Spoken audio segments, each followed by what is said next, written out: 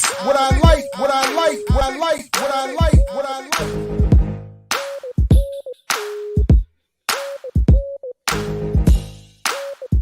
I mix what I like, what I like, what I like, what I like, what I like. Hey, what's up, world? Welcome back again to I Mix What I Like live right here on Black Power Media. Again, I'm Jared Ball, happy to be your host, and we're about to get right to it with Mel Reeves and his discussion and update for us on the Derek Chauvin trial. We're going to get right to him, but I just want to invite people to stick around after the interview. I know he's on a tighter schedule. I don't want to take too much time in advance. But to stick around for some important updates about what's happening here on the channel later on. So please, when we take care of our business, don't go anywhere. Stick around so we can get some updates and get you clear on some things and invite you to be involved. So that said, our next guest, he was here with us already before. Many of you have been reading his work with the Minnesota Spokesman Recorder. And of course, I'm talking about brother Mel Reeves, longtime activist and journalist who has been covering for the people the Derek Chauvin trial. And your latest, Mel, was fascinating. So I have many questions on that. I got an update related to that from our brother Netfa that I want us to get to as well. But let me invite you to start us off with what the latest is as far as today is concerned and what you would like us to focus on before we step back to what your last update was as you published, I believe, just yesterday. But go ahead and welcome. Good to see you again. Hey, how you doing, man? It's good to be seen. There's so much going on. I'm glad to, this is for folks who are believers in God. I think this may be one of them cases where they put the right cat in the right place at the right time. Because wow. My background as a political activist and somebody who's fought against human rights violations and racism and what have you. I see this thing pretty clearly. So I'm not patting myself on the back, but this is just a result of all my study, all my experience. You know what I'm saying, and a combination of wisdom. That's why I'm able to put out what I'm putting out, because I see this through some real eyes, man. And I'm gonna tell you something, y'all. The stuff coming out of court is, if it wasn't so crazy, it would be almost laughable. You realize? So yesterday I got to sit in the court because they done messed up and let me be part of the pool. So I don't really see that as an honor. Some people do, because the idea of being in the same room with Derek Chauvin kind of gives me the creeps. In fact, the dude walked in the other day and he looked over at me. I made a point of not making eye contact with that dude. It's like, man, I'd rather be strangling you than saying hello to you. You know what I'm saying? That dude's a real animal. So in the courtroom the other day, the defense tried to say, there was a clip they showed where Floyd is, he's on the brother's on the ground, and he's trying to get him, and he's letting them know, hey man, I ain't do no drugs. The defense was saying, he said, I ate a whole lot of drugs. Yeah, they said, I don't have the exact quote, it's in my article. So I ate some drugs is what they were saying, he said, right? And so what was crazy about it was they actually got the Sergeant Steiger initially. No, he disagreed with him, but they got the guy from the Bureau of Criminal Apprehension here initially to agree. I ate too many drugs is what they said that he said it.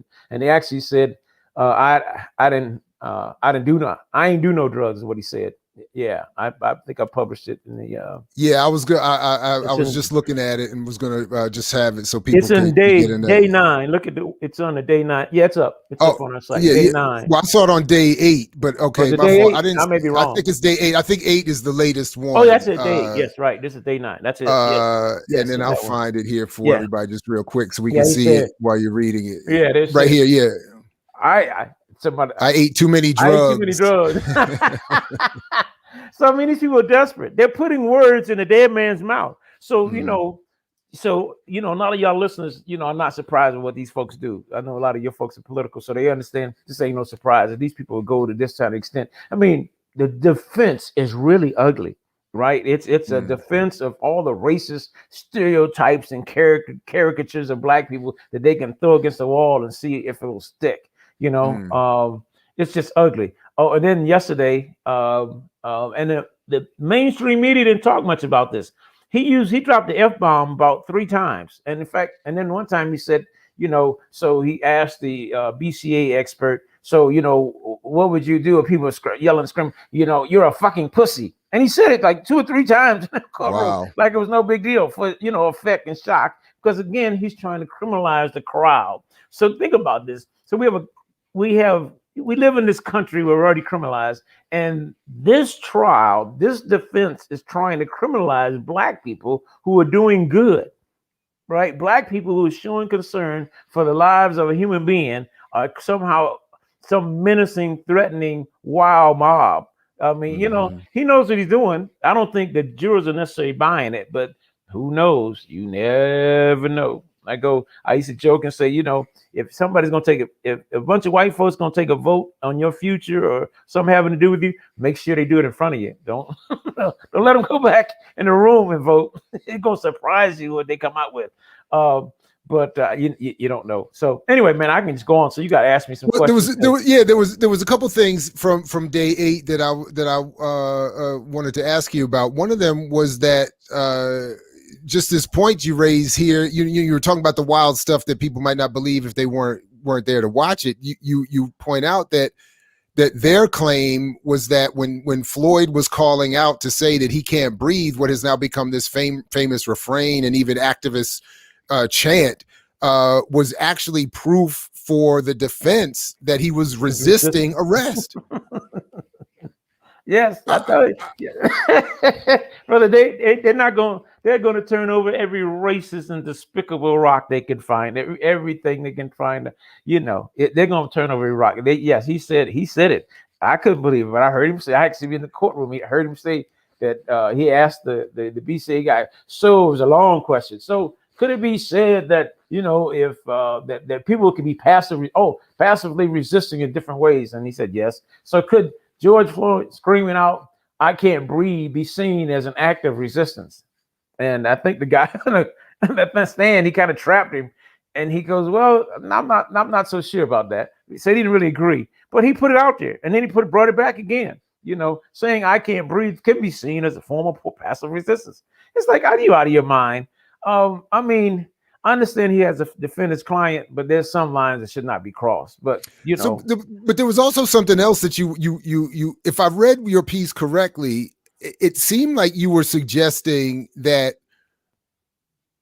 it almost read as if, in fact, I thought you were even saying, don't get confused if you're watching the trial and you're hearing, including the chief and other, members of the policing institution condemn Chauvin, that they're setting this up to be something where they can protect themselves by basically scapegoating him. Another one of these bad apple type of situations. So they'll like sacrifice Chauvin to save the legitimacy, or to prove even the legitimacy of the police as an institution.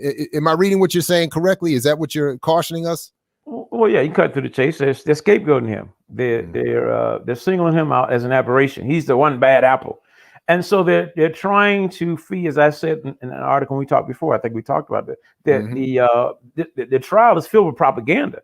Everybody's trying to propagandize the public, and both the prosecution and the defense on some level, and the judge, which is why the black guy from South Minneapolis is not on the jury. All the decisions, if you watched this trial, most of the decisions, some of the rulings, reinforce a lot of the racist tropes and stereotypes that exist, and they do it without even thinking about it. And so they are reinforcing. The chief's job is he's trying to protect his agency. He's trying to say that this guy's an aberration. Now, the problem the chief has is that he's black. I mean, the problem we have, he's black. People like him. If you met him, you would like him. He seems like a nice guy. But the institution of policing is not about nice guys. It's about keeping us in our place, right? It's about reinforcing the stereotypes in society. It's about power. It's about letting you know that if you challenge us, we will hit you in the head with that stick.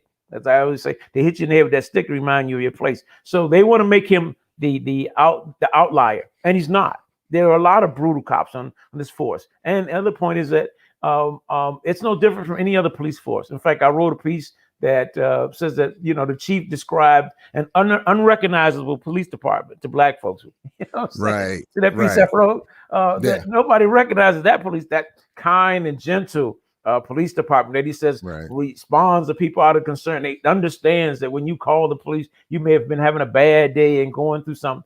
It would be nice if that's how they responded, but that's not how they respond, you know. And so I made a point, and I quoted a lot of the activists and other people in the community who really nailed them. You know, they didn't need me to write it. It wasn't no editorial. It was a straight story where I interviewed folks and some of my activist friends, of course, and other people, and folks who've been on the front lines, and folks who just been in the neighborhood, folks I knew in the neighborhood, and people who just been fighting. And they came out, everybody said almost the same thing. So some people are even more articulate, like the white dude who said that no, this guy's not an aberration.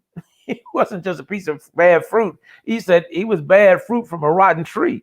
It was rotten fruit from a rotten tree. And that's exactly right. The system of policing is rotten, and it's designed to do just what it does. And it continues to do it. Only the naive at this point, you know, want to believe that it's just about good and bad cops. Only the naive believe that by adding more black cops, more women cops, more gay cops, more Latin cops, that more Asian cops, that it's going to improve.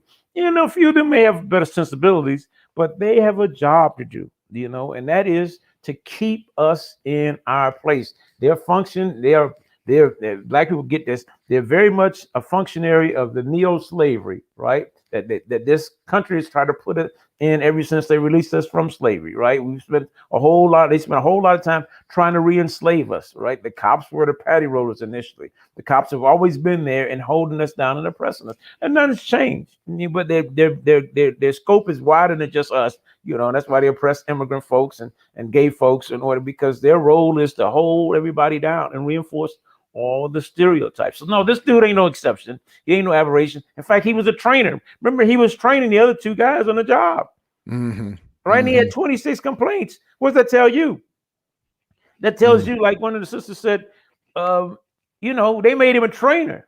What does that say? You don't make somebody a trainer that doesn't have your values, right? If you run the job, the person who trains other people, you want to train them to do the things that are important in the job, on the job, right? They train them so they do the job with. You think about sports analogy. You know, the captain is the guy, the person that the people follow. You know, the trainer is somebody that trains other folks on how to do the job. So if this guy is brutal, you know what I'm saying?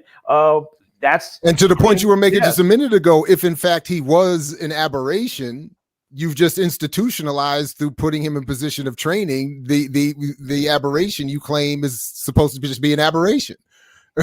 so I mean, lying. yeah, so it doesn't make a lot of sense. You know, they this guy had 26 complaints. They could have stopped him a long time ago. You know, this ain't rocket science. Everybody keeps acting like this is rocket science. They keep doing the same. I say this all the time. I said this on the air. I was on a show locally earlier. So listen, if you step on my foot and say, excuse me, all right, you step on my foot again and say, oh, my bad, excuse me. Well, you start keep stepping on my foot third, fourth, or fifth time. I'm going to suspect, because I got good sense, that maybe you're doing this on purpose. You know what I'm saying? And if you step on my foot and leave it there for 8 minutes and 48 seconds, I'm probably going to think you're doing it on purpose too. Absolutely did that on purpose. Absolutely. All these questions. Look, I know your interest, particularly when you're talking with us, is less the specifics of the trial. But there is one piece, if you don't mind, I would want to. I'm just very curious about that, and I have not been watching it closely. So I'm just curious. Has the issue of Floyd's he was supposed to have been co-employed with Chauvin at some point, right? At some nightclub or something like that, or they frequented a night. Has this come up as an issue? Perhaps setting some context where they would have known each other beyond just this one incident. You know, it's you know, it's hood talk, brother. So there's no way to nail it all down. Yes, the paths definitely crossed. He worked as an off-duty officer, and he worked in one of the places that that George was doing security. But you know, I don't invest a whole lot in rumors, brother. There's a lot of. I didn't know. I was asking if it came up in the trial. No, it's not. It's probably not going to come up in the trial. It could come up because if the prosecution had brought the defense, sure ain't going to bring it up.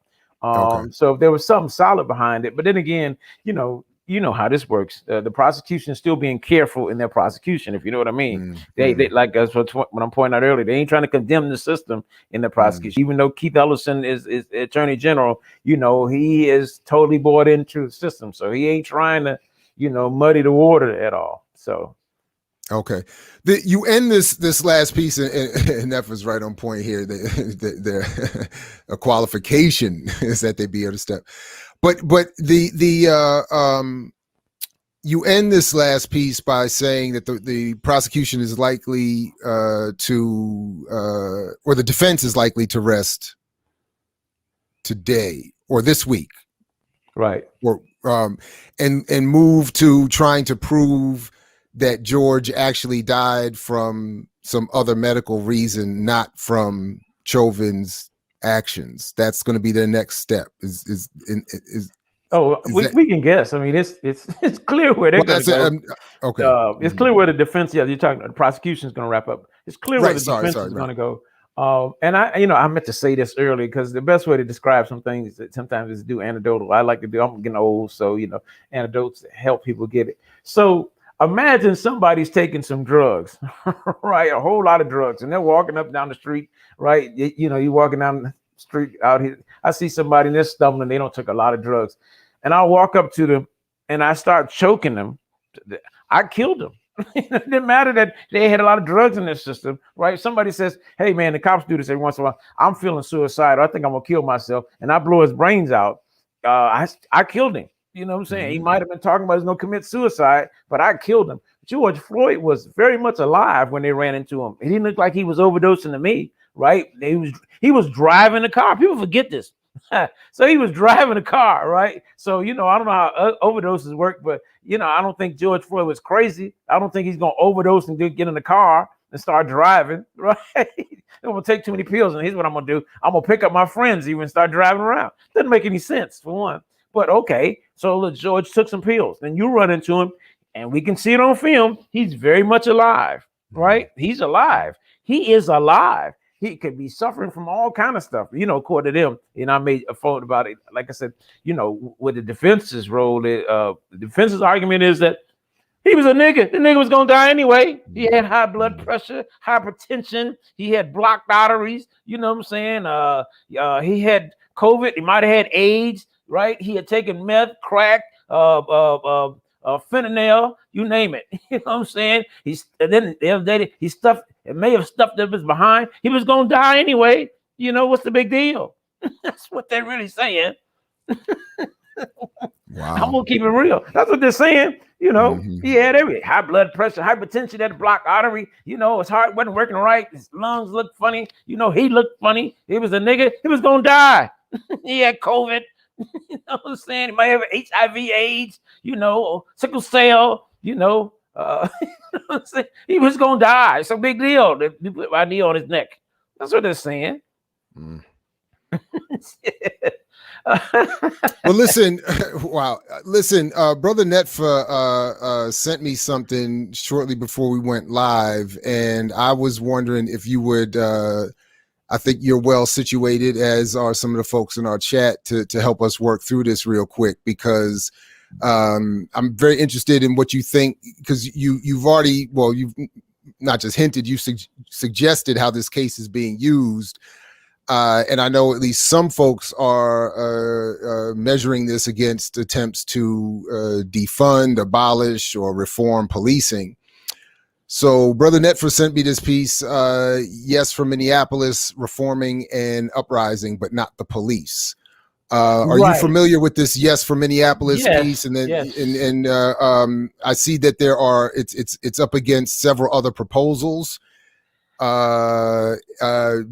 Is there anything you would want to say before I ask us to look through this a little bit, or is there just any initial thoughts about what we are with this? Yeah, let's take those on. That's a good question. And when I do other interviews, they don't think to go through this. So that's why I roll with a tough crew, man. Let's put a comma. So there's something about the trial I want to come back to. Let's put a comma. Sure. Y'all don't let me forget to come back to this about the trial, and I'll talk about this. This is important. So during the trial, the prosecution yesterday made a big deal about the evidence being sealed, about the cars being sealed, And I'm thinking to myself, why does the prosecution keep asking the crime scene investigators if the cars were sealed? Right. Let's go. Don't let me write and make a note. Don't let me forget to go back to that. That's very important because I'm going to point out some skullduggery that may come up, and we're not going to raise it probably until they get deep in the trial. But that's some deep stuff, man. They're talking about this crime scene and how it's been sealed because remember they came back. They came back and had them look at the crime scene again. We'll just talk about it now while we're here. We can come back to the article. All right, okay. I don't want to, so talk because that's tell important. Us the article is important. So the prosecution said a few times to the Bureau of Criminal Apprehension here, the crime scene investigator, one of the lead crime scene, and asked her if they had, you checked out, I went to this long, the trial is so boring or something. They were this long soliloquy about how she got the cars and who she called to get the cars. And, you're right. The prosecution drags it so long on so much. I don't know how the jury's going to be able to keep up with the main points. I mean, they spent 20 minutes on all three of the folks, at least, talking about their background and education. Listen, if you're the BCA agent, you must have be qualified. I mean, the jury's not stupid. I mean, you got them on the witness list. Anyway, on and on. So, but in the process of going through all this minutia, they asked her about the sealing of the car. So there's the car that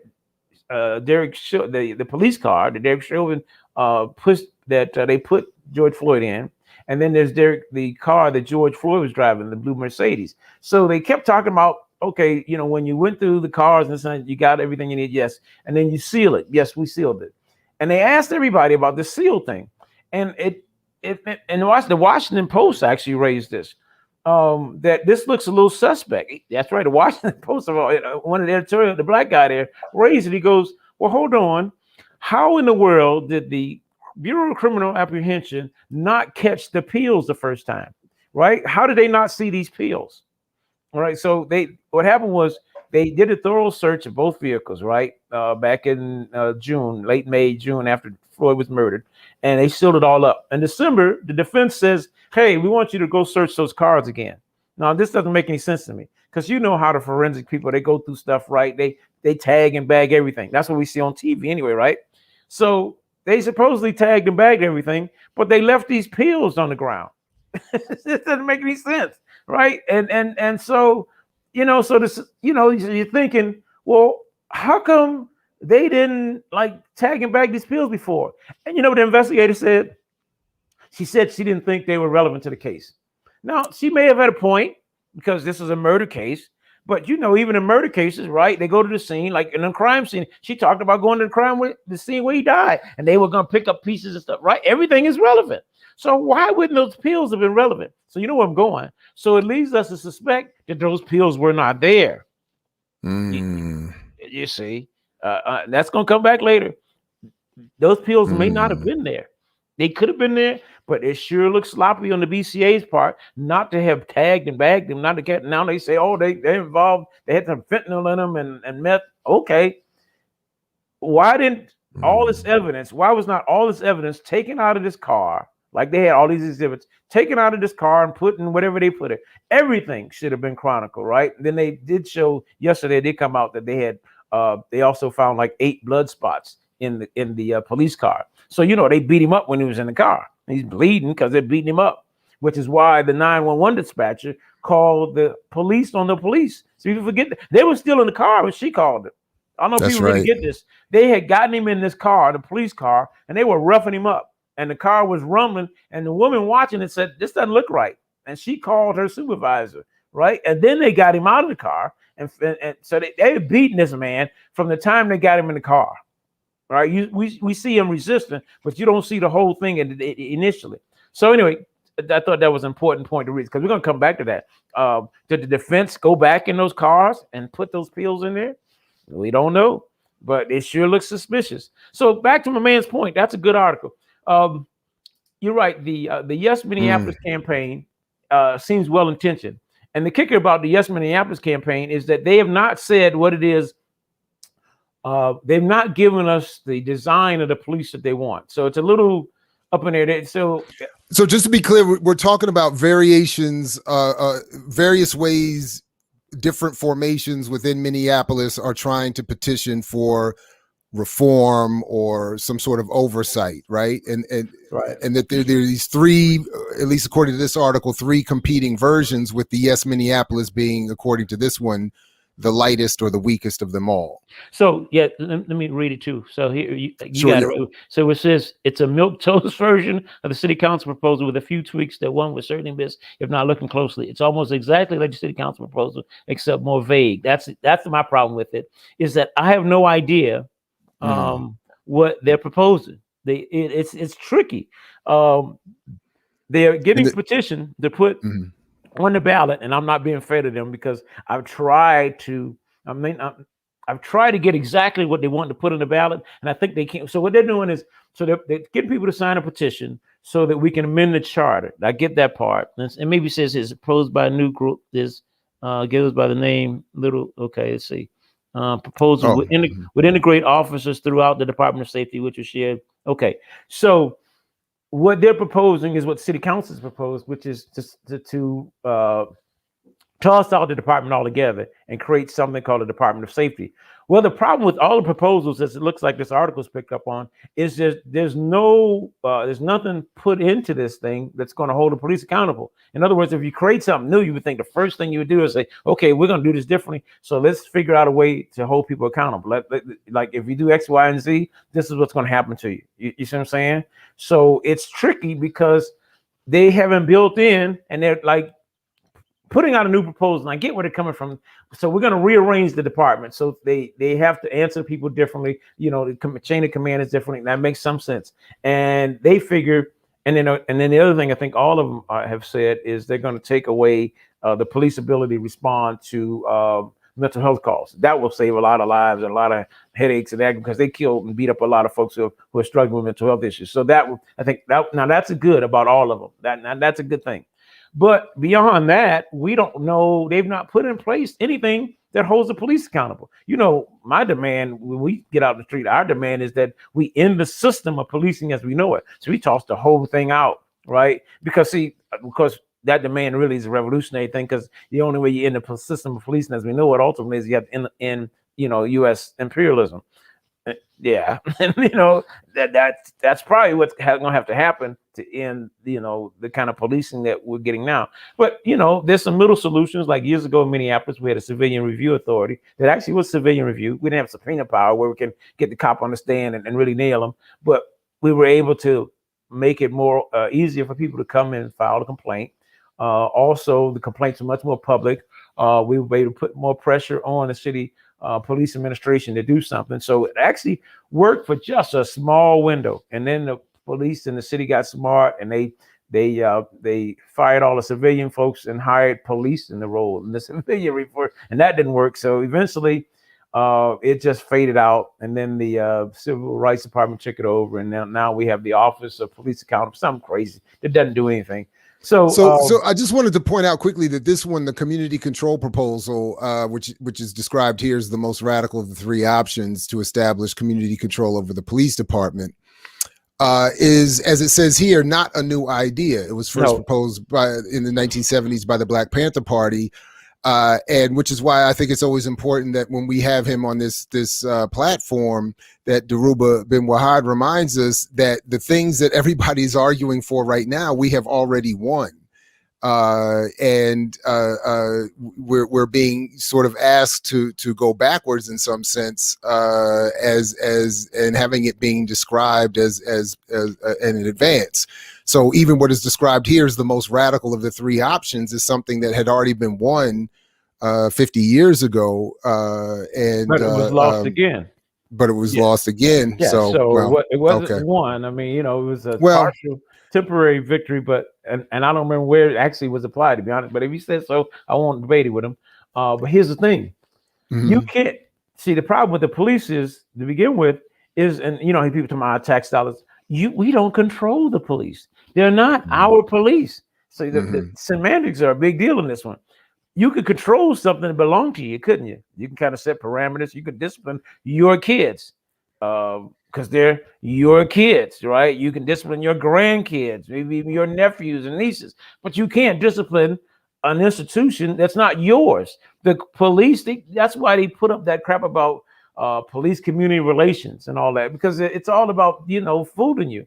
The police belong to the power structure. It's why it's so difficult to get them to do anything different, because the power structure protects them. It's why when they do something as obvious as murdering George Floyd, we got to go through all this before they can fire him even, and before they could even, before they can put him on trial, because these are not our police. The CPAC idea sounds like a good one, but if you notice, it faded out in Chicago.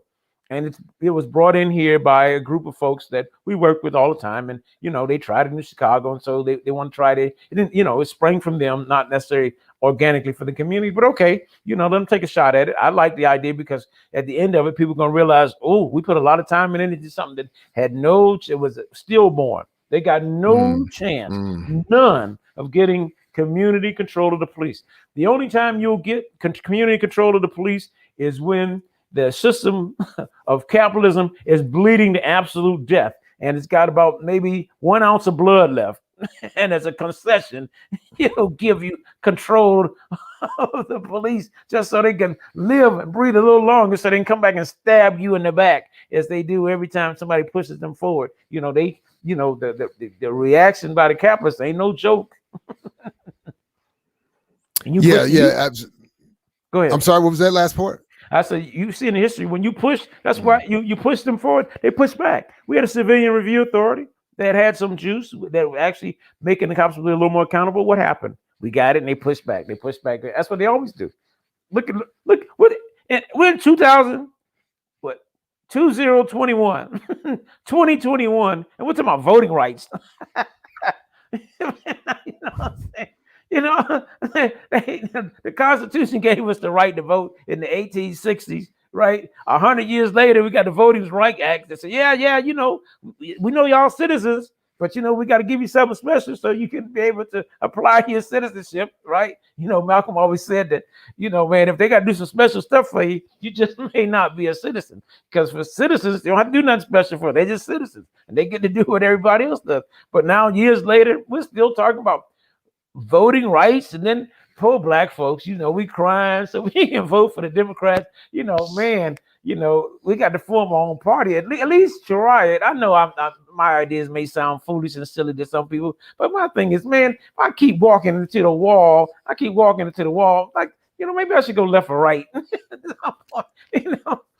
Well, I mean, I'm with you on that. I keep even advocating, as a semi joke, the after party concept, because, the after party is always better than the existing parties. We need an after parties electoral political structure that represents that kind of logic. There was a question in here about,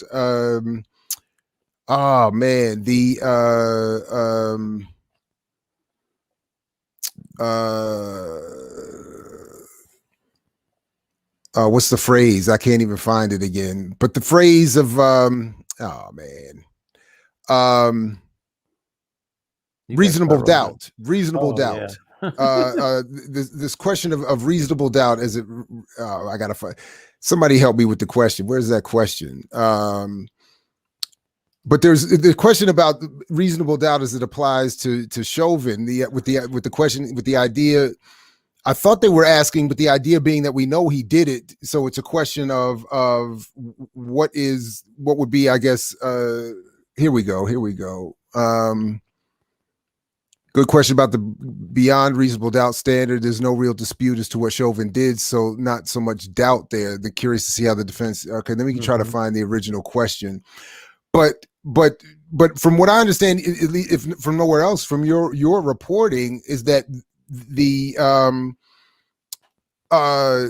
beyond reasonable doubt standard is what the defense is attempting to address by suggesting that, as you were pointing out, somewhat comically, that, well, he was a black man, he was going to die anyway, he was already on drugs, he was resisting by saying he can't breathe. What else? I'm probably forgetting something, but in other words, they're trying to come up with another reason for his death that goes beyond Chauvin's actions. I'm assuming to deal, at least in part, with this beyond a reasonable doubt question. But what do you think about this? Well, no, it's the drugs. We talked about it already. The defense is saying that that George Floyd was on drugs. I mean, and so to be honest with you, you know, if you see, here's the thing. In fact, this is the trick about U.S. society. You realize if they get you to buy into the framework, if they get you to accept the framework, that's why you have to. That's why there's a term outside the box. If they get you to buy into a certain framework, it's why Juror 76 isn't on the trial, and because they know that, you know, a black person is going to use their common sense at some point, figure some stuff out, and so they know he may not the whole time buy into the box. That's a problem with this trial. They're saying, you know, okay, you're innocent until proven guilty, and they have to prove him guilty beyond a reasonable doubt. And so, you know, I didn't think about it until yesterday. They absolutely have a chance, and this is why black people are like, I'm not so sure about this. He absolutely does have a chance to get off, because the medical people are going to come on and say there's going to be some people who are going to say that, you know, he died because he was a hysterical Negro, and they got a term for that too. It's called excited delirium. And I'm going to write a piece about that. Look it up. Excited delirium is a made-up medical term that they came along and started in '85 when they wanted to explain the police use. Oh, by the way, the medical examiner's office is illegitimate. You know, people decide they're going to riot and burn some stuff down. They got to make sure.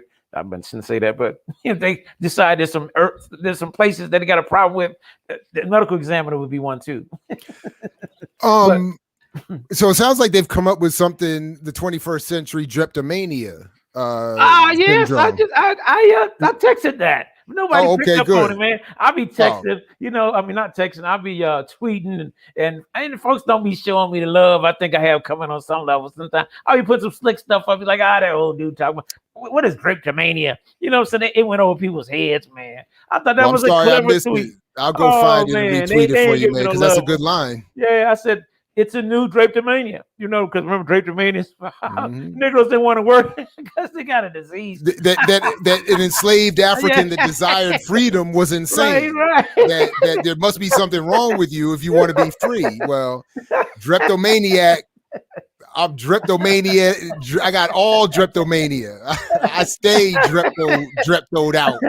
Hey, can you imagine? Hey, Doc, come here. We got to call the doctor. Go and get Doc John.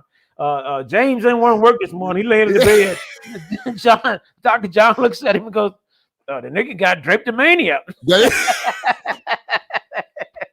Something wrong with this nigga. He don't want to be a slave no more. He don't want to go out in the field. He got drapetomania. You know, well, what do you recommend? About 50 lashes. Yep, that's it. Give him 50 lashes and call me in the morning. That'll solve it. But yeah, excited delirium came about to these medical examiners are quacks, you know, and you know, one of these days, some of these medical examiners are going to be held to account. I can't wait till that day comes. But they are quacks, and they exist to justify what the police do. And why they took that turn, it doesn't make any sense, because they all took an oath. You know what I'm saying? To be a medical exam, I think you have to take a Hippocratic oath. And somebody in the comments or somebody watching can help me understand, because I thought they were medical personnel, but maybe not. But they've taken an oath to protect the police. And so this came about when the police were killing people who, yes, were on drugs. They were killing people, literally choking people to death, doing all kind of crazy stuff. And so they, you know, this one doctor said, well, yeah, I can't really explain why he died except for what's out in front of me, right? That he got beat to death. So you know what I'm saying? Look at Drapetomaniacs Anonymous. I'm saying we need a support group. There's a whole bunch of drapetomaniacs on this platform today. Like I need help. Like I confess, Mel, I suffer from drapetomania, and I need help. And I think, like they say in other cases, the first step to a solution is acknowledging a problem. Well, I'm acknowledging my problem. I am a drapetomaniac. Me too. In fact, that's the next T-shirt. We need some T-shirts. Yes, we do. Hey, drapetomaniac T-shirts. Along that line, you know, like Malcolm said, I'm not American. So, you know, folks joking, you know, people who care about me and care about my health say, Mel, you got to be careful. You know, the folks going to come get you. I said, listen, y'all. When them people, I said, no, the reason they don't come get me, I get for some of the young people. I said, the reason they don't come get me and they ain't locked me up, done that terrible stuff to me is because y'all ain't listening to me. See, if y'all start flying the stuff that I'm saying, if you start understanding that the only way you're gonna change this stuff is by restructuring this whole system, Okay, and that you're gonna have to make some sacrifice and get it done. Well, you ain't doing that. They ain't worried about me. I'm just talking. You know what I'm saying? Hey, is this the Netfa? Did you get this from the actual definition, or is this a joke? Is this really how they? I think how that's they part define of it. it? That's part of it. Yes. Wow. Yes. It can't. There's really no real solid. In fact, it's not in the official. Oh boy, what's that? DSM. Yeah, it's not in DSM. It's not in DSM. And So okay, so the unexpected strength. So that's that yeah, like that PCP strength, that Right. gorilla strength, Right. so that they can say, oh, he was on that excited delirium, so we had to shoot him 50 times. Yeah, he was excited, so we couldn't control him. But yeah, so yeah, man, I'm the field Negro too, brother. And so yeah, I was thinking I may not go back into the courtroom because I was interviewed on NPR today, and the interviewer knew better, but she tried to get me and try to interview me like I was a regular reporter. Say, come on, man, talking about the jurors. In fact, I'm gonna talk to y'all about the jurors. Let me tell you something. So you know how they were talking about these mixed race people and all that. The mixed race girl is a light-skinned black girl. She's a mixed light-skinned black girl who you can tell by her movements and her actions, poor child, that she is who I thought she was. She's some black girl that was raised out in the country, and you know you know what I'm saying? But she's a black girl. They keep talking to white people about mixed race. No. She's a mixed black girl is what she is. She got curly hair. Her hair and it's black curly hair is what she got, and she's the youngest person on the jury, and you can tell because she's the one at break. She turns around and talks to the other jurors and whatever. So she's a friendly girl who I think is a little naive. I feel bad for her. I tell you what, I hope. Let me tell you, this is kind of funny. So she's one of them young black folks. You've seen them. I ran into one in college years ago. Never forget it. He said he didn't like collard greens, and he didn't want to get with the black folks until the white folks told him a new one. Then all of a sudden, he was more black than a black person could ever be. We had to stop him from burning down the administration building. He got so black that it was ridiculous. Let me tell you something. This girl has had nothing but just a nice experience with a little black self in a little town. Everybody's treated like a white person. Let me tell you something. If that girl runs into some racism, somebody treats her like a Negro, she's going to upset the apple cart in that joint. While this trial is going on, if she discovers that she's really black, oh boy, that would make for a good movie. Oh, she'll get in that courtroom lit up. Oh, black people are catching hell. You know what I'm saying? Oh, they're gonna abuse me because are you saying that she factored some other way so far, and that's why NPR was asking you about her, or you just giving us some insight? Oh, okay, I see what you're saying. Okay, y'all saying that I said watch the jury, and the jury. I didn't say this to NPR, but the jury don't give me any confidence. It doesn't. It's neither one way or the other. The older black woman looks real laid back. They got it doesn't really inspire you. I'll say that. They got a bunch of older black or white women, and it's not an inspiring jury. You don't look at them thinking, yeah, they're gonna put somebody in jail. Yeah, not quite. It's very, and then they got the two white guys. One wears glasses with a crew cut, and the other one, and they seem to be engaged sometime and then not engaged. It ain't a very awe-inspiring jury. Let me tell you something. The people on the street are right. Derek Chauvin has a good chance of getting off. I think though. Because I think the white woman that's a nurse, I think she's going to drive it a bit. You can see the stronger personalities. I think the white woman is a nurse. I think the white women are going to have the stronger personalities. I think the African immigrants, they look laid back. I think they're going to go along with whatever. So I think that who's going to drive this jury, because every jury has somebody drives it, is going to be one of the white women. And probably the nurse and one of the other stronger personality, right? The black people on it are going to be, I think, just dragged along because the one younger guy, he didn't really look like somebody who engages in anything too serious. You know what I'm saying? So, and the young black mixed girl, she was kind of silly, kind of, she was just all over the place, kind of, loosey goosey. Life is wonderful, that kind of. And you said she hasn't had her moment yet. So you're hoping she has her moment. But if she has it during this trial, it's going to be wild. Because when they discover, the black folks pretend like they're not black. When white folks mistreated, when they realize they're black, ooh, that's a mad black person. That's a dangerous person. Yeah, the overcorrection can come back and get you.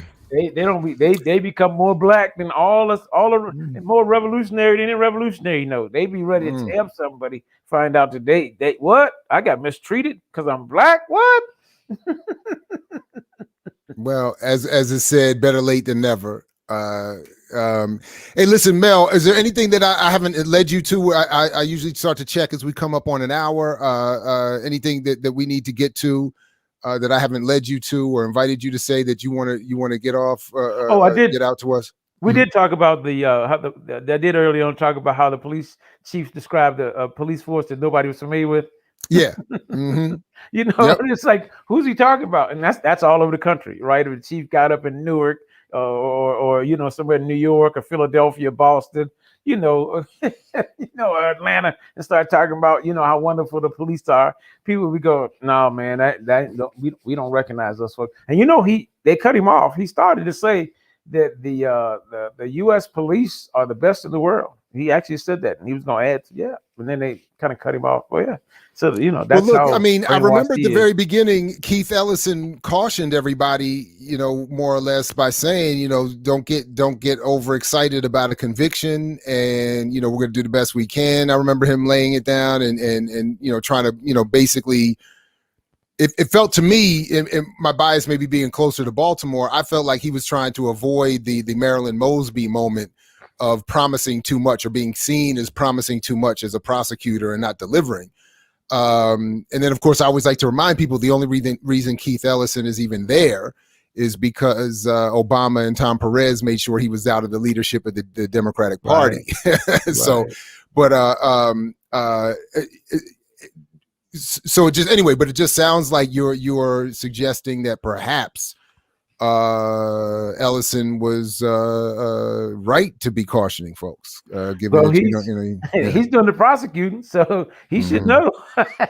Well, he should know, and Keith got some funny history. I think I may have said on the show that Keith cut his teeth as an activist. I don't know if I think we talked about it last week. Keith was we didn't talk about that here, but I'm definitely because side by side right here. Me and him are friends. Wow. There's this kind of a loose definition now. Since I stayed a revolutionary, and he decided take a dive into the system. He started with the state legislature, and then he got some popularity and he ran.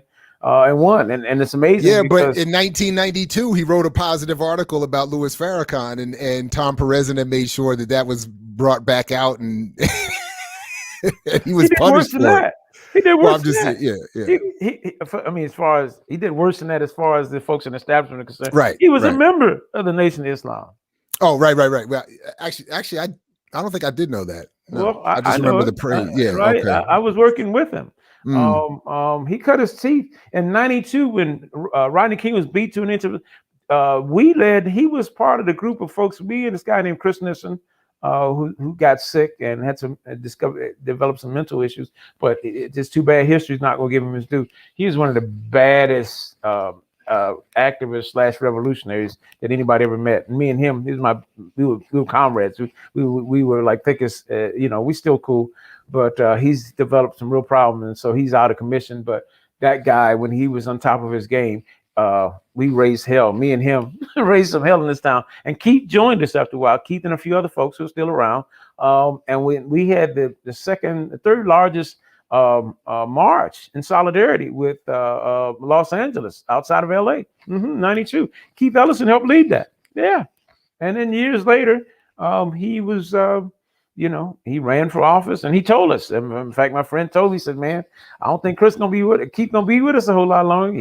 He started telling us, he started singing a different tune. I think you can change things from within the system. And this guy was more revolutionary than us on some level, right? He was started changing his tune slowly but surely, and so that's his background.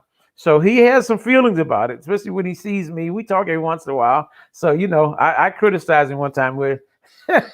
So when Jamar Clark was killed, they had an occupation of one of the police precincts, and folks who are listening from me have to remember this. And so eventually, sorry. I was reading that note because I saw hateful, and they go, "Okay, who's hating?" No, just a hateful reminder. So they occupied the third precinct, not really occupied it, but outside of it, they shut everything down. So you know, the new Black Lives Matter folks came up and they left the field after. It's pretty funny. So they had to shut it down because it just couldn't exist. It was going on for months and months. And so, you know, they're going to shut it down eventually, like the George Floyd Square. You know, they're going to reopen it eventually. The system, you know, because they have to say that, let you know, just like the police, we're in charge. You know what I'm saying? So when they go to reopen it, nobody wants to touch it. The mayor at the time doesn't want to touch it. City council, nobody wants to touch it. So what they do is they grab a few of those kind of black leaders, Mm-hmm. you know what I'm saying? Conservative so-called black leaders, and got them to stand with them. Two of them are still mad at me to this day. How many years has that been? They still, because I wrote a scathing. I gotta see if I can find it. It's on my boy. It may be on my blog, fightthepowerjournal.com. I should pull it up and send it to you. You'll get a laugh. Anyway, on it, I said that Keith Ellison had to pay his dues, you know, because they made Keith get out front and tell people, hey, we got to shut it down. It was hilarious because think about it. They got the U.S. representative to tell the local folks they had to shut down the occupation, right? Because then nobody want to hear it. You know, they're going to push back against everybody. But they got Keith Ellison to get up there and tell everybody, explain why it had to happen, and that, listen, folks, you know, you got to do this. I felt sorry for him because it was like the Godfather. You know, the Godfather says, I'm going to do this for you, but one day I may call on you to provide a service. That was his Godfather moment. And so, you know, he been skating. They've not really had him do anything that shows who he really is until that moment. He had to come out and be the enemy of the people. Remember, his son had been, they had aimed at, there's a famous picture of the police aiming a shotgun at his son. You remember that, right? Yep. Right. Absolutely. So now the police aim a shotgun at your son. You aim a shotgun at my son, and all bets are off. You don't have Fort Knox, won't do it. You know what I'm saying? Nothing that I like won't do it. Food, women, you can't offer me nothing. I'm done. You know what I'm saying? I'm going to take off the robe, the whatever, the gear, and lay it down. I'm done. You aim the gun, the people who run this system that I'm representing, aim the gun at my son. Oh, boy, you know what you can do with that gun and your system. But this guy, they got him to come back after they did that to his son, come back and address everybody and shut down the occupation. He was mad at me enough where he might have pulled the pistol on me if we were in close. He was so mad because I called him out. So Keith Ellison got called out. So they called in their favor. And I called him out. I said, you know, him and the Toms, you know, they pushed the Toms up front. Uncle Toms is what I'm saying, up front to shut down the occupation. That's what they did, because then nobody else, the white folks were no part of it. This ruins careers, they were saying. You know, they ain't gonna never forgive us for this. But Keith being black, he kind of survived it on some level. But he took some shots because I showed and he got mad at me. I didn't take no shot. I just told the truth about him and the other Toms. Oh, were they mad at me? I gotta find that article, man. I got it in my file somewhere. But anyway, so that, you know, that's the history of Ellison. You know, they've forced him to come out and do some stuff he didn't want to do. And so I think he ran for attorney general because he had his sights set on becoming a senator. This trial may or may not help boost it. Because I think most people, even most white people in this state, want to see Derek Chauvin go to jail. And I think if they succeed in doing that, I think it may help his career. So it's 6.5. Trust me, you know, we live in a primarily white state. It's about 30% of us live in the Twin Cities area, but the rest of the state is primarily white. And, you know, it's known for its liberalism. But once you get past the 7-county metro area, it's on, as they say. You know what I'm saying? So anyway, let's get back to the trial stuff. Enough of Keith Ellison or questions. I'm having fun, man. I'm glad I get to do this. No, it's a pleasure. Well, I had exhausted my questions, except I just came up with another one, which is simply that you were saying you think you're going to take a break from or not go back into the courtroom. Oh yeah, because I am in contempt of court. So how are you? What's going to be the next steps for you going forward in terms of covering the trial? Then how are you? What's the plan for you going forward as far as that's concerned? Well, we're gonna cover it every day, so that's why I tried to get on at a time when at least they would be having lunch, at least part of it. So Yeah, so they're at lunch now. So I miss about an hour of testimony today. So I've been watching testimony so I can report on it. And it's kind of hard because I got other responsibilities. I'm trying to do some organizing on the ground, Right, and right. I'm trying to run a newspaper. So I got to sometimes just count on the pool reports, like the people in the courtroom, what they're saying, and then catch up with some of the backward clips of court TV. But it's been really good to actually watch it live, because when you watch it live, you really get a sense of what really happened. You know what I'm saying? You get that sense of, like to watch live and see him accuse George Floyd of saying something he didn't say. It's just wow. And he's accusing, and you actually hear him say, George Floyd saying, "I can't breathe," is resisting. It's like, this is insane, dude. So we're going to keep track of the trial every day. One of my friends keeps trying to, John Jeter, he keeps trying to get me to write a book about this thing. And I just not a bad idea. I just made, because we've covered the heck out of it. In fact, and I might as well throw up an ad for the paper. Let me tell you something. If you really want to get coverage of the trial, if you really want to get a flavor as a black person, you got to read what we're writing. You got to read this, and I never do that. I don't toot my own horn. I do pretty good. I'm a pretty decent writer, and pretty decent activist. I got to get people out. So you got to go to you got to put up it's spokesman-recorder.com. I don't know why we're not a www. It's a black publication. We've done some goofy stuff. But anyways, it's just spokesman with a dash recorder.com. If you get that, just put spokesman recorder in your thing. If you get that, put Minnesota spokesman recording or Minnesota, you'll get it. MSR. But we are giving up-to-date coverage, and not up-to-date because we're covering it, and then we put it up at night, and then if you come after 9, it's probably up, or you pretty much have to come after 10 to get the day's review, because I can't move that fast because I got so much going. But and then it'll definitely be up the next morning. If you want to know what happened yesterday, it's definitely going to be on. And then if you want an overview, once a week I do, because we do the print, so I have to do something for our print readers. So I do, like that piece I did about the one that says Chief describes an MPD unrecognized by Minneapolis blacks. So that would go in the print edition as kind of a summation. So we're doing good weekly summations, and we're doing, I think, decent play-by-play. Me and the online editor, Paige Elliott, she's a pretty decent writer as well.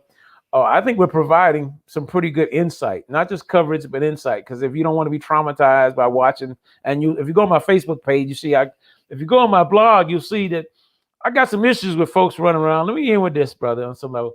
So, yes, we're seeing things that are traumatizing, right? And it's painful. But I'm nervous about folks talking about all this healing and keep talking about, you look back, we're speaking of the Panthers, you go back and look at the old lexicon, the old black radical tradition. You don't hear nobody talking about they was traumatized. And you didn't see the Panthers talking about, on Saturday, we're going to have a healing session. Right? I mean, and there's a reason for that, because they were fighters. They realized what they were up against. I hate to say this, but I'm going to tell you the truth. This generation of black folks, we're kind of soft. Who the heck is in the middle of a fight talking about, oh, we're traumatized? Do you realize you're in the middle of a fight telling the other side you're traumatized? You may get stomped to death. Because what it says to the other side is that you're weak. In fact, I wrote a very personal kind of thing. I talked about when I was a kid and I was little, I used to get stomped because I was little and I didn't want to fight, right?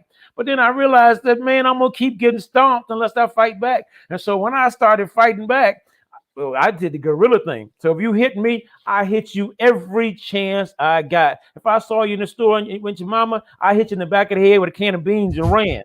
I ain't lying. I saw you outside playing basketball. I hit you with a stick on the court and ran. And they said, oh, that nigga's crazy. Yes, I am. And they stopped messing with me. And so we have to fight back. You got to be, like I said, sometimes the first time I fought back, I had tears streaming. I was taking blows, tears and screaming out my eyes, but I was fighting back.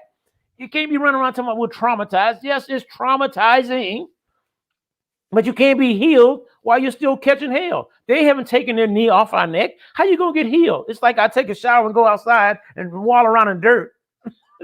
Right? I mean, that's what it's like, right? And I got to come in and take a shower again.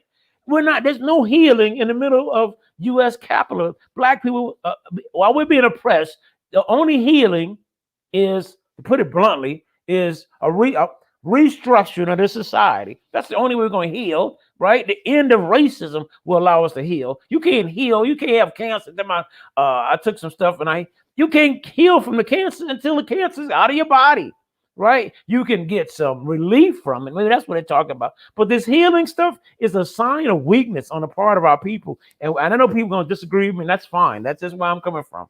You know, and I think people do need, if you got some issues, personal issues, you do need counseling, go get it. That's fine. But as a race of people, we can't be running around talking about we trauma. It makes you encourage. In fact, the enemy does stuff because they want to see your tears. I say, don't let people see you cry. Go in the closet and cry and come out and fighting. You know what I'm saying? Stop telling people on these national broadcasts. We're not Don Lemon and that other boy, what's his name? We're not them. Let them cry. They can afford to cry because they got all kind of money. You know, they got millions of dollars. And they cry, you know, all they want. But they millions of dollars, you know, ain't nobody gonna mess with them. They sitting on top of the hill. But the rest of us, you know, cry in the closet and come out fighting. Stand up. You know, stop talking about, I ain't gonna watch the trial, because you need to watch the trial. So you can never forget the crazy stuff these people did. They tried to make George Floyd the victim. They criminalized people. They call people watching and paying attention and begging for human beings. They called them criminals.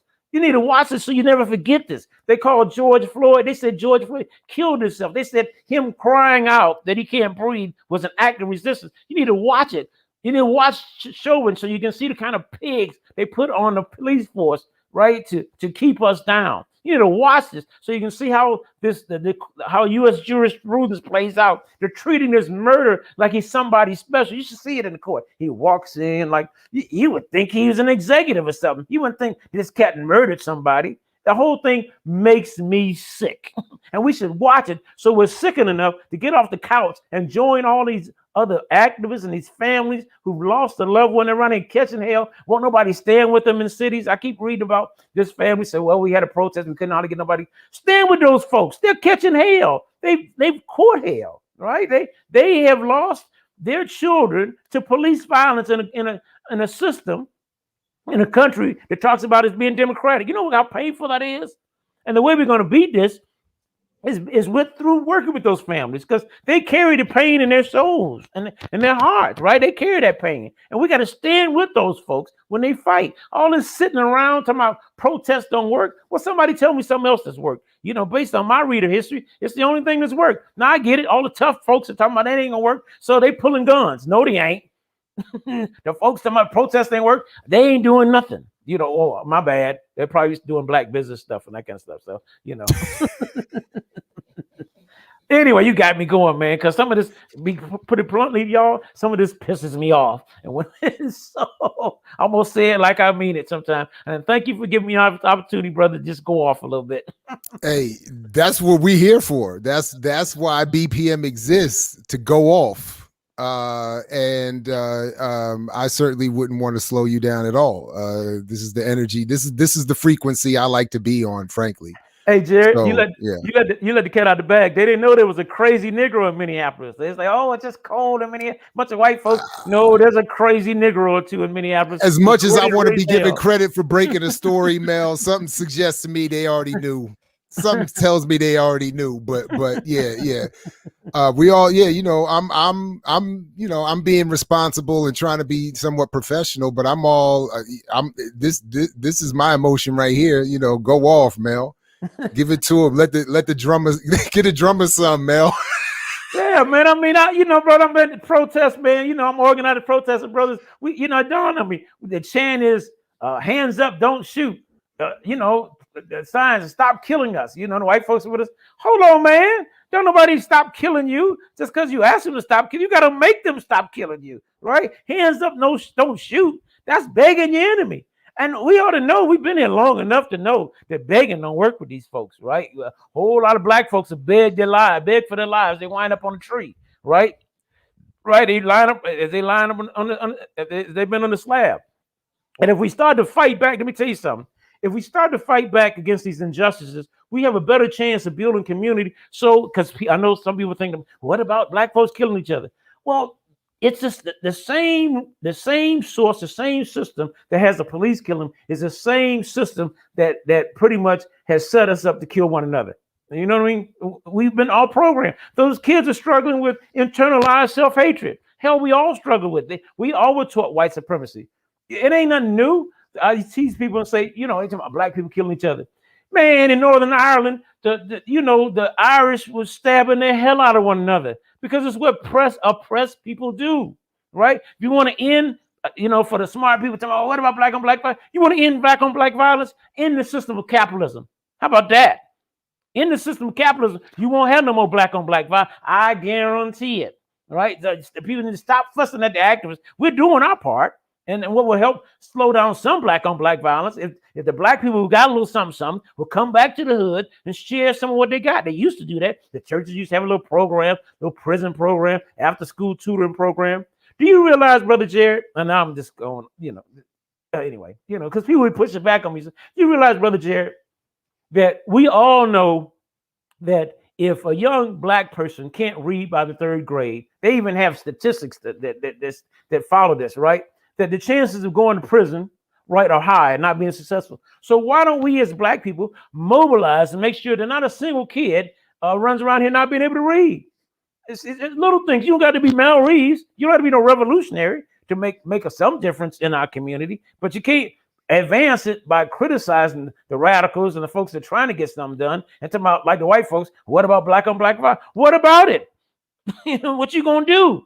Don't talk to us when you scared to go talk to the young person next door. And part of the reason that you can't talk to them is because they get it. Don't nobody care about them.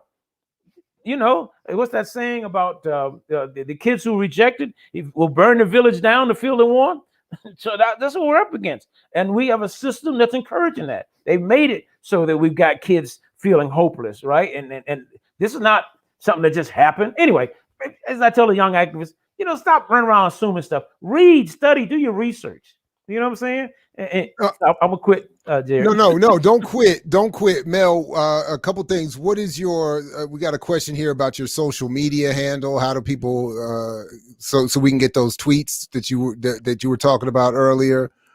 I'm on Twitter. I'm at Melanius1. It's just the @ Melanius. That used to be my column in the paper that I'm running. It's MELLANEOUS. It's just Melanius1 at Melanius1. Facebook. I don't do Instagram because you can't write and do a lot of political stuff on Instagram. And they got some good stuff on Instagram. I think it's kind of good for young people. And that's another point is, can black people do like a blacktogram? You know what I'm saying? Can we organize a black social media platform? The TikTok thing. We got a lot of folks who do this social media thing. She says, can he speak to the protection some of the witnesses will need? Yeah. Particularly the MMA. I don't think the witnesses aren't going to need any protection unless, now to your point, now the white supremacists could be running down that anything's possible. But I think that the witnesses are protected by the fact that they did what they did. I don't think they need any protection. We're not hearing anything about that. And people would know where to find them anyway. And to find people like Donald Williams, the white supremacists pick you off on the edge. You got to come in the community. They're not going to come in the community to knock us off. Now they may get there because, as I keep saying, we keep crying and and talking about how bad we feel and how much we hurting. And I'm gonna tell you something, that don't make the enemy feel like that doesn't discourage the enemy, that's for sure. You know what I'm saying? So we got to stand up, and ain't nothing wrong with hurting. You can say, man, I hate what I'm seeing. I ain't got no problem with people saying that. Say, it does. It's watching it every day does. It has an effect on me. And I can say it does. But I can say, I don't like what I'm seeing. It is a bit traumatizing, but still the hell with this system. This system still needs to change. You know what I'm saying? I tell you, cry and fight at the same time, but you keep you running around tomorrow. I'm not going to do this. I'm not going to watch the trial because it's traumatizing. No, because if you don't watch it, you'll forget what they've done just tomorrow. And part of the reason they oppress us so well is because we have this amazing ability to forget. We've been catching hell for hundreds of years. How in the hell do you forget that? But I get it. They bribe us, right? You get a few dollars, right? You get a little reputation. The white folks give you a little notice, and away you go. You know what I'm saying? But I'm criticizing. But I'm glad, like I saw the other day, that 70 former black executives are coming together. They're going to put pressure on the corporate world to give black folks a little more juice. Don't get me wrong. I'm not opposed to black people getting a little more juice. I'm not opposed to reform. But I realize that reforming a whole, ultimately, you got to do something else, right? I'm down for, folks helping one another. I'm down for improving education, whatever will allow black people to live. My thing is that ultimately, you can't ignore the fact that we're going to have to fight. We have not. We've tried begging. We've tried signing up. Speaking of fighting and fighting their wars, remember World War I and World War II, black leadership said, well, we signed up to fight, then, the white people respect us more and give us some more juice. They'll treat us like human beings. Well, that didn't quite work out so well, right? In fact, the good thing about us going to fight in World War II was we came out of it with weapons, right? We came out of it with weapons and we realized we can fight, right? And after being respected and fighting the other side, a lot of folks did come back and stand up and say, no, dog. I was over there fighting for you. I'll be damned we're going to do this to me now. If you notice, the civil rights movement sprang up after that, right? So we did learn some things. But anyway, we've tried it all. We fought on their side. We fought, we begged, we prayed, and I was down. So when before the trial started, Sunday before the jury selection, I was downtown with these people. Now, remember, I have a church background too, by the way. So, but I come from the praise the Lord and pass the ammunition tradition. You know what I'm saying? I come from the black theology tradition, the liberation theology tradition. And so you had all these people down there, the white folks down there. We're gonna pray. I tried not to say anything. I tried, but then one of them came over to me and they recognized me, saying, "Hey, Brother Mel, you gonna come and pray with us?"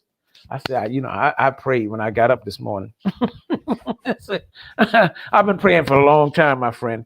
And no, I'm not going to join y'all. Why not? Because no offense, but this ain't going to go away with just some prayers, And I know you're thinking you're doing us some good, but what you're doing is you're doing yourself some good. All it's doing is making you feel better. It ain't done a daggum thing for us. We've been praying a long, long time. And we still catching hell. So I told him, and I pissed him off. I said, what I've seen bring about change is people in the street. I said, are you going to join the protester? Oh, well, no, we're going to. Okay. All right, then, Reverend, I'll let you, they kill me. That old Pat, they're going to come out and help us by praying. Now, man, help us get rid of this, help to get this foot off our neck. You want to help us? And I got friends like that. I got the wife for the whole thing. We get into deep debates. They're anti-racist and they're good liberal folks, but they don't want to change the system. And I won't say it to them because I know I'll hurt their heart, hurt them all. Well, Mel, I just real quick check. I think your mic is hitting something on your shirt, or when you're moving, or something is picking up a lot of. And we don't want to miss any of these gems. But as some of my comrades have been saying. Dr. CBS, Ajamu Baraka just said it the other day, we're not anti-racist, we're anti-imperialists. Absolutely. So I hear you loud and clear on that one. Listen, man, unfortunately, I don't want to say it that way. Well, fortunately, I do have to go teach a class. I don't want to say unfortunately. Fortunately, I have to teach a class, but unfortunately, I got to leave this conversation for now at least. So but we'll definitely stay in touch, and as soon as you can come back with, we're happy to have you, man, as much as we can get you on here, because this is important work you're doing, and we really appreciate it. And I think I forgot who had this suggestion, but whoever suggested that you turn this into a book is on to something. And let me say this before I go. I'm glad you mentioned that. A lot of our young people are anti-racist. That's exactly right. And black folks too. And the black radical tradition, right? We were anti-injustice, right? We were pro-human rights. And we got to get back to that. Because see, a lot of our young people, they're just fighting against racism. They're okay with everybody else catching hell, right? They just want a piece of this capitalist pie. And I tell them all the time, why in the hell would you want to eat some rotten pie? Why you want a piece of rotten pie? But they do. And so that's one of the things that's going on. You got to listen carefully. This critical race stuff, you got to listen carefully what some people are saying, because they're not opposed to U.S. imperialism. They're not opposed to capitalism. What they're opposed to is not getting their fair share. So with that. Hey, Mel, thanks again, man. It was great. We really appreciate your work. Please, everybody, spokesman, recorder, @Melanius1, Mel Peace, because we know you're willing to fight for it. Yeah, Facebook, Mel Reeves. Just on Facebook. Mel Reeves. You'll recognize my big head. So that's all right. We're right on. All right. Well, hey, my man, like Fred Hampton used to say to you, we definitely say peace because we see you fighting for it. So peace, my man, and take good care. Thank you, brothers. Thank y'all. Anytime. All right, everybody, just real quick, man, a big thanks again to Mel Reeves for coming through and dropping all those gems. Please do support his work and that of his colleagues at spokesmanrecorder.com. Please do like, share, and subscribe. Appreciate all of, almost everybody watching has hit the like button. So we've hit a good ratio on that. Thank you very much. Thanks everybody for out here doing your thing in the chats. We really appreciate, of course, including the super chats. We really appreciate your support. And a lot more is coming up. Just very quickly, the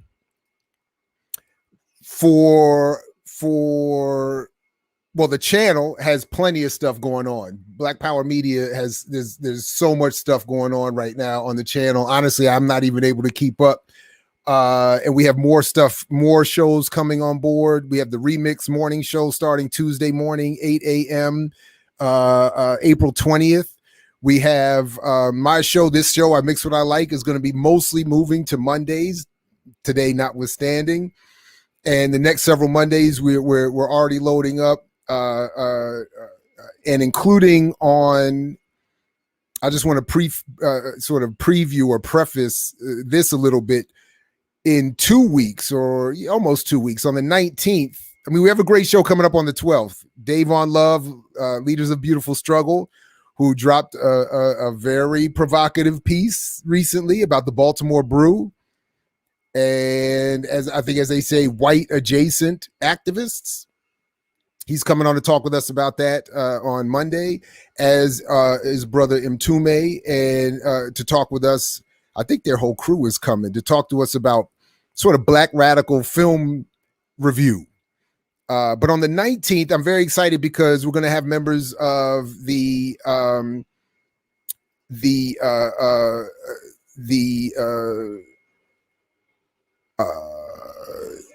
NCRC group, the National Community Reinvestment Coalition, with whom I worked on this new paper that just dropped on the impact of COVID on Black business, that talks a lot about the history and condition of Black businesses. Very eye-opening stuff. You can get to it at imixwhatilike.org. It's one of the new posts there, and then it'll take you to the report itself, or ncrc.org if you want to go straight there. You can get it as well there. Very proud to have participated in some small way on that paper, and I'm looking forward to talking with several other the folks who contributed to that on the 19th as well. And of course, tomorrow, Dope Fridays, 5 p.m. Luke One Nation, 7 p.m. The Last Dope Intellectual, episode number 10, and followed by Renegade Culture Friday night. So anyway, thanks everybody for coming through. Really appreciate the comments. Please do check out the paper. Appreciate you, Cordero. Appreciate you. Thanks, Big Pun, again for coming through and as well. So anyway, a lot coming up, so please stick around. I'm gonna get on over to class now. So thanks everybody. Again, as Fred Hampton used to say to you, we say peace if you're willing to fight for it. So peace, everybody, and we'll catch you next time here at I Mix What I Like Live.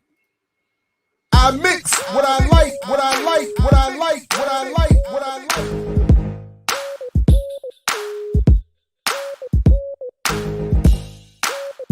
I mix what I like, what I like, what I like, what I like, what I like.